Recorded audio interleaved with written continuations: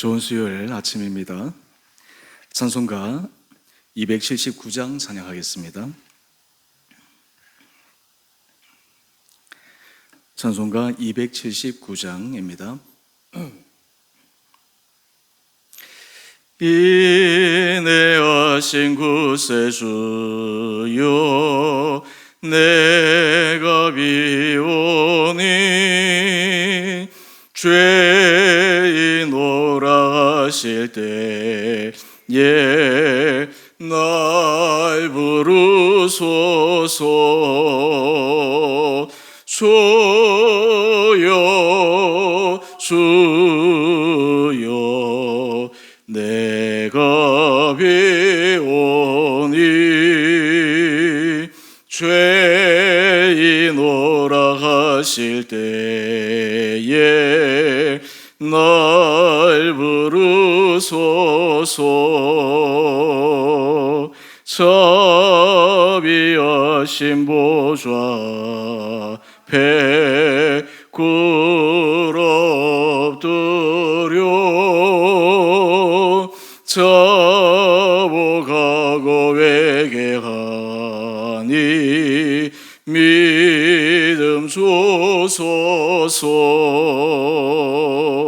주여 주여 내가 비오니 죄인 오라 하실 때에 날 부르소서. 주의 공로 의지하여 주께 가오니 상한 마음을 고치시고 구원하소서.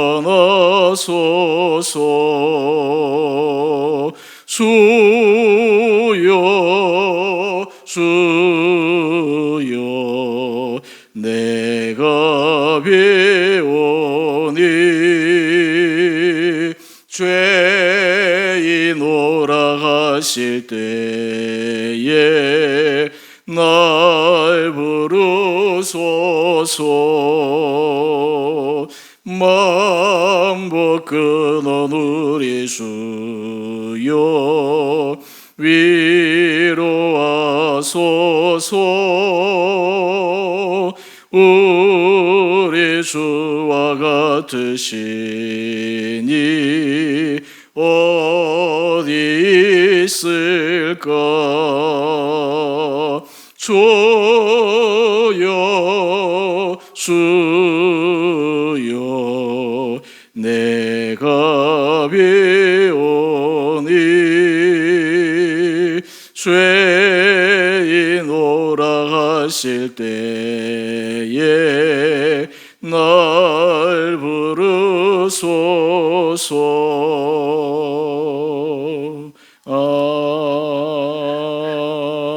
아멘.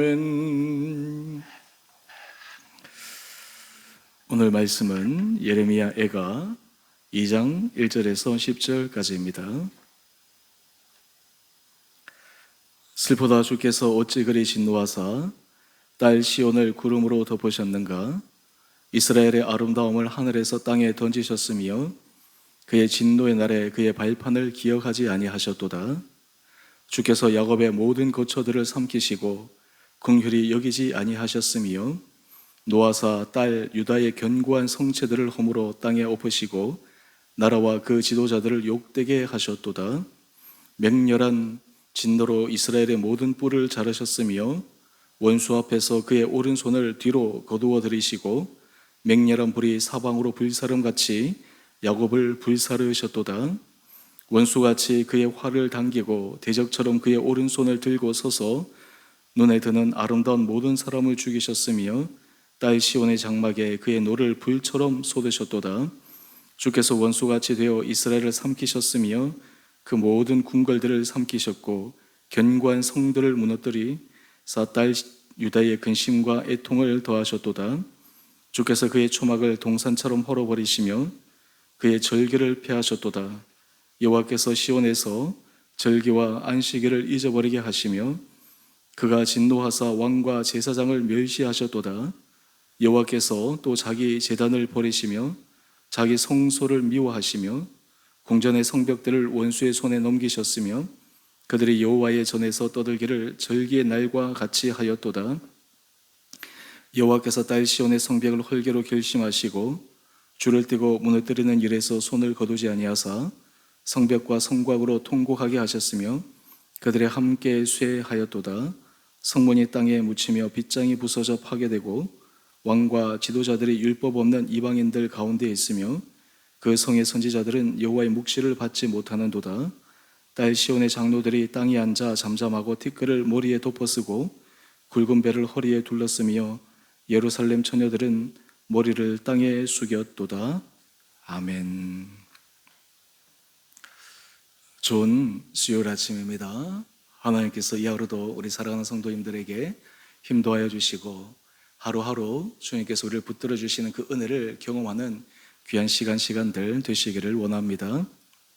오늘 본문 말씀은 두 번째 애가 특히 하나님의 진노에 초점을 맞추어 저자가 우리에게 주님의 진노에 대해서 알려주고 있습니다.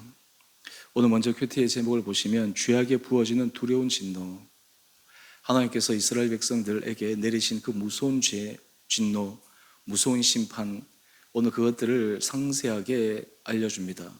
여기서 우리가 하나 질문할 것이 있습니다. 왜 이런 일이 벌어졌는가? 또한 동시에 이 모습을 통해서 우리의 삶 가운데 정말 하나님이 원하시는 것은 무엇인가? 신앙생활에 있어서 중요한 것이 무엇인가? 오늘 말씀을 통해 다시 한번 점검하고 하나님의 은혜 가운데 설 수 있게 되기를 원합니다. 우리 1절 이하의 말씀을 보면 하나님의 진노하심이 얼마나 무서운지 모릅니다. 하나님의 진노하심은 타협이 없습니다. 하나님의 진노하심 앞에 서게 되면 거기에 살아남을 자가 아무도 없습니다. 오늘 본문에 보게 되면 이스라엘 백성들이 그들이 스스로 생각했던 견고한 성들, 그리고 자신들의 견고한 성체들, 그리고 자신들이 여러 가지 의지했던 모든 것들이 한순간에 무너져 버리고 맙니다. 오늘 우리 1절 말씀 한번 보십시다. 그의 진노의 날에 그의 발판을 기억하지 아니하셨도다. 마치 하나님께서 이스라엘 백성들의 원수되는 것처럼 하나님께서 그들에게 정말 감당할 수 없는 그 진노를 내리고 계십니다. 이것을 그냥 한마디로 요약해서 얘기하면 이스라엘 백성들이 스스로 믿었던 세상에서의 자신의 안전함, 기반, 이런 모든 것들이 그냥 한순간에 다 무너져 내렸다라는 것입니다. 그리고 자랑했던 지도자들, 그 사람들이 다 포로로 잡혀가고 맙니다. 너무나 참혹한 일들입니다. 근데 여기에서 우리가 좀 더 주목해 보아야 될 대목은 바로 6절 이하의 말씀인데, 우리 6절 이하의 말씀을 좀 집중해서 살펴보십시다. 주께서 그의 초막을 동산처럼 헐어버리시며 그의 절기를 폐하셨도다.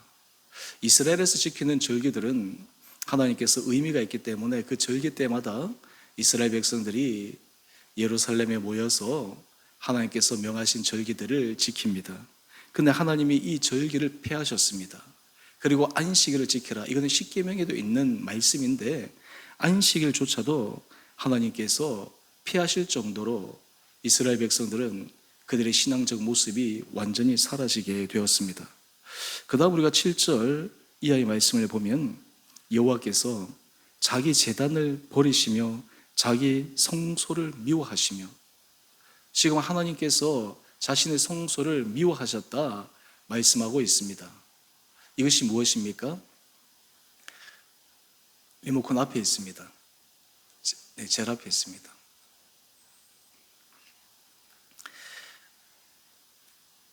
하나님께서 이스라엘 백성들에게 이 모든 성소, 이 모든 중요한 것들을 다 무너뜨려 버리셨다라고 성경은 이야기를 합니다.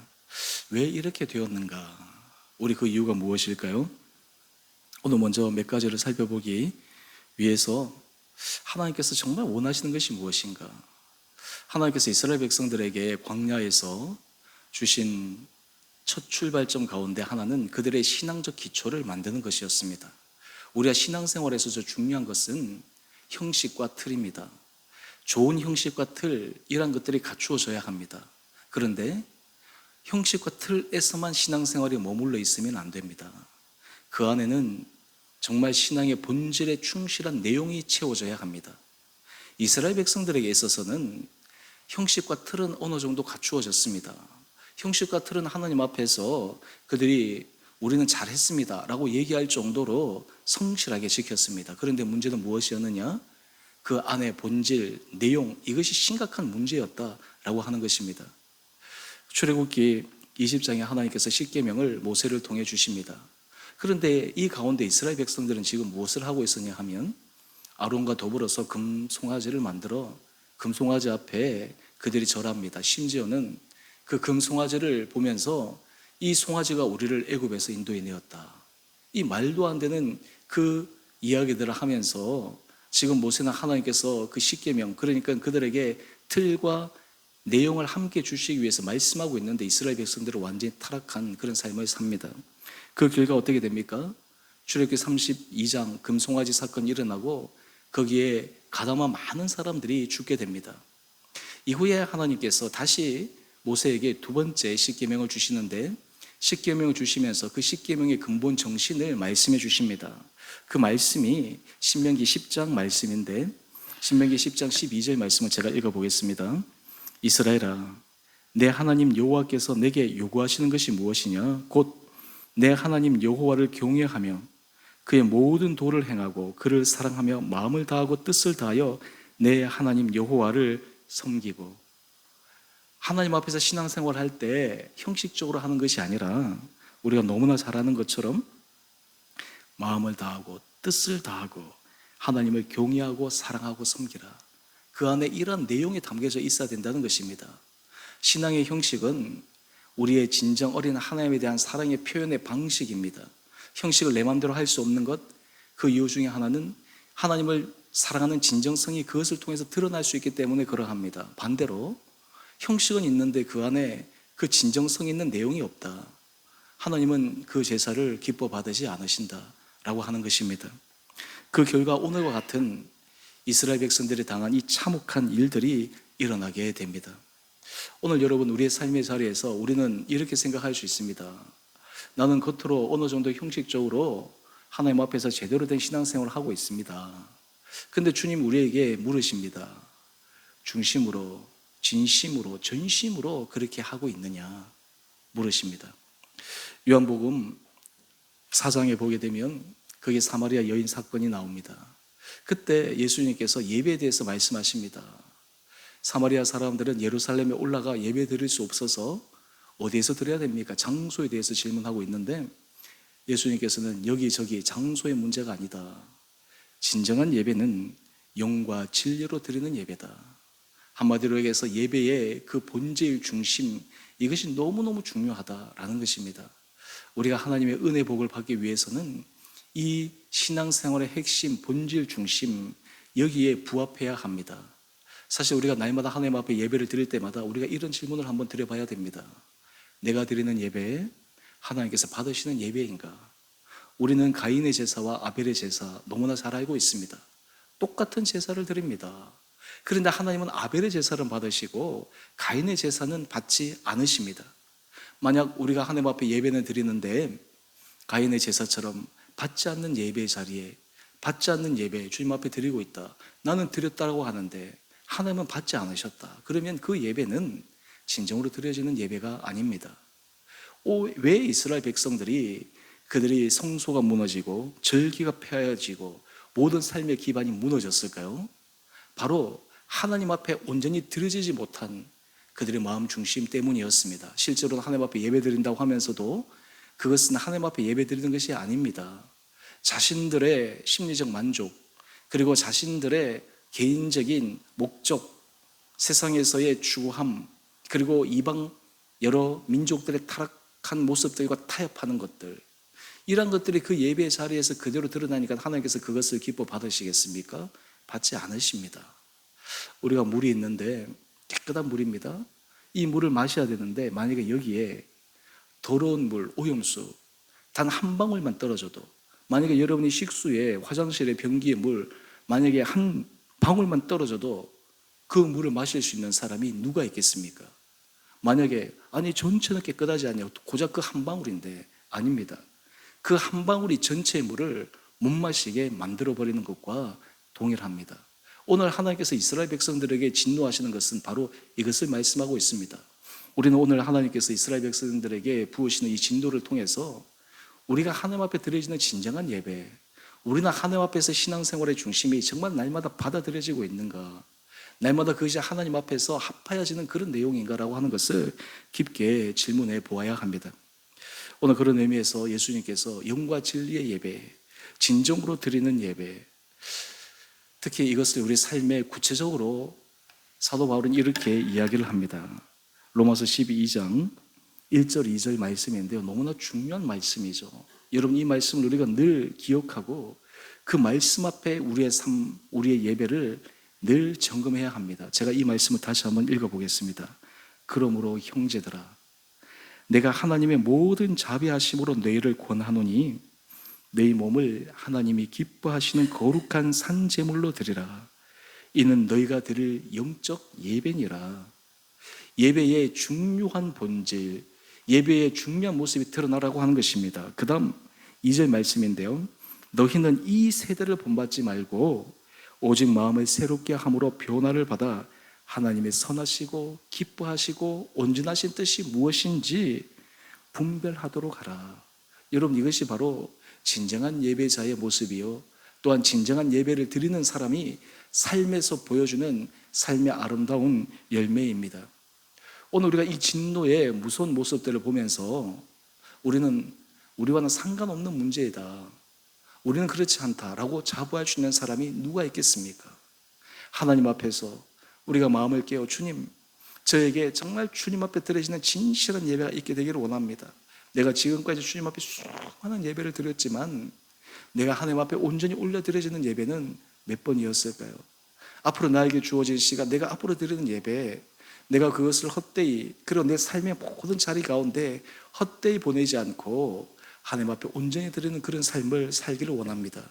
이것은 진노를 회피하기 위한 수동적 모습이 아니라 은혜의 깊은 본질 안에 들어가게 될 때 하나님의 놀라운 축복을 경험하는 바로 영적 핵심 원리입니다. 오늘 우리가 함께 묵상했던 이 말씀은 우리에게 정말 무서운 경종을 울립니다. 이렇게 형식적으로, 때로는 이스라엘 백성들처럼 전혀 본질이 없는 예배, 내용이 없는 예배, 하나님의 받으시지 않는 예배, 그리고 그럼에도 불구하고 나는 잘했다라고 할 때 이스라엘 백성들이 일어난 이 참혹한 결과, 우리에게 주는 교훈이 얼마나 무서운지 모릅니다. 오늘 하나님 앞에서 이 말씀을 통해서 우리에게 새로운 믿음의 결단과 우리 모든 예배가 주의 은혜 가운데 새로워지는 축복이 여러분 가운데 있게 되기를 원합니다. 여러분, 예배 또한 주의 주시는 말씀, 이것이 우리 삶의 작은 부분에서부터라도 적용되어지고 실천되어지고 순종하여지고 우리가 마음을 다해서 뜻을 다하고 정성을 다해서 하나님의 되심을 인정하며 살아갈 수 있는 귀한 우리 성도님 한 분 한 분들 되시기를 주님의 이름으로 축원드립니다. 함께 기도하겠습니다. 사랑의 주님, 참으로 감사합니다. 오늘 우리를 주님 앞에 불러주시고 이스라엘 백성들이 그들이 모든 삶의 기반이 무너지고 자부했던 성소가 회파되어지고 모든 절기들이 다 폐하여지는 그 근본 이유가 하나님 앞에 그들은 드렸다 하지만 실제로는 하나님의 받으시는 절기, 예배, 제사가 아니었기에 그 모든 것이 무너지는 것을 묵상했습니다. 하나님, 오늘 우리의 삶의 자리에 깊은 은혜를 도와여 주시고 우리가 영과 진리로 우리의 전심을 다해 우리의 드리는 모든 삶의 하루하루가 주님 앞에 드려지고 주님께 상달되어지는 귀한 은혜의 삶, 예배자의 삶을 살아가게 하여 주시옵소서. 특별히 주님, 우리 사랑하는 성도들 한 분 한 분들을 은혜 가운데 붙들어 주시고 하나님께서 눈동자처럼 지켜주시되 특별히 몸의 연약함과 질병으로 고통당하는 우리 성도들을 기억하여 주셔서 주님의 의로운 오른손으로 안수하여 주시고 치유하여 주시고 몸의 통증들이 경감되게 하여 주시고 삶의 불안들이 해소되게 하여 주시고 그 가운데 절망 속에 사망의 어두운 그림자 속에 부활하신 생명의 능력이 드러나는 기적이 있게 하여 주시옵소서. 우리 사랑하는 성도들 삶의 자리에 문제들이 그때마다 주님께서 우리에게 행하실 그 능력을 기대하는 순간 되게 하여 주시고 믿음 도하여 주시고 우리의 마음, 우리의 삶이 정성스럽게 주님 앞에 올려드려지는 귀한 모습으로 결단들이 일어나게 하여 주시옵소서. 우리 자녀들을 지켜주시고 축복하여 주시고 우리 온 성도들의 삶의 터전을 복 주셔서 하나님 앞에 영광 올려드려지는 우리 거룩한 성도들 되게 하여 주시옵소서. 우리 주 은혜교회가 하나님이 기뻐하시는 거룩한 교회, 하나님께 영광 올려드리는 거룩한 교회 공동체 되게 하여 주시고 한 영혼을 주님 앞에 초청하며 세우며 양육하며 뿌리내리게 하는데 온 공동체 지체들의 힘을 모아 하나님 앞에 칭찬받는 아름다운 열매를 맺게 하여 주시옵소서. 오늘 드려지는 저녁 수요 예배도 주님 기뻐 받아주시고 우리의 간절한 기도 가운데 응답이 있게 하여 주시고 우리의 기도 가운데 우리의 지체들을 위한 기도, 우리 이웃들을 위한 기도, 이 나라와 민족을 위한 기도 가운데 주의 마음을 알아 주의 마음 안에 하나님의 뜻을 온전히 구하는 거룩한 기도, 거룩한 삶 되게 하여 주시기를 우리의 사랑하신 예수님 이름으로 감사 기도 드리옵나이다. 아멘. 하늘에 계신 우리 아버지, 아버지의 이름을 거룩하게 하시며 아버지 나라가 오게 하시며 아버지의 뜻이 하늘에서와 같이 땅에서도 이루어지게 하소서. 오늘 우리에게 일용할 양식을 주시고 우리가 우리에게 잘못한 사람을 용서하여 준 것 같이 우리의 죄를 용서하여 주시고 우리를 시험에 빠지지 않게 하시고 악에서 구하소서. 나라와 권능과 영광이 영원히 아버지의 것입니다. 아멘. 오늘도 믿음 안에서 승리하시는 복된 하루 되시기를 바랍니다.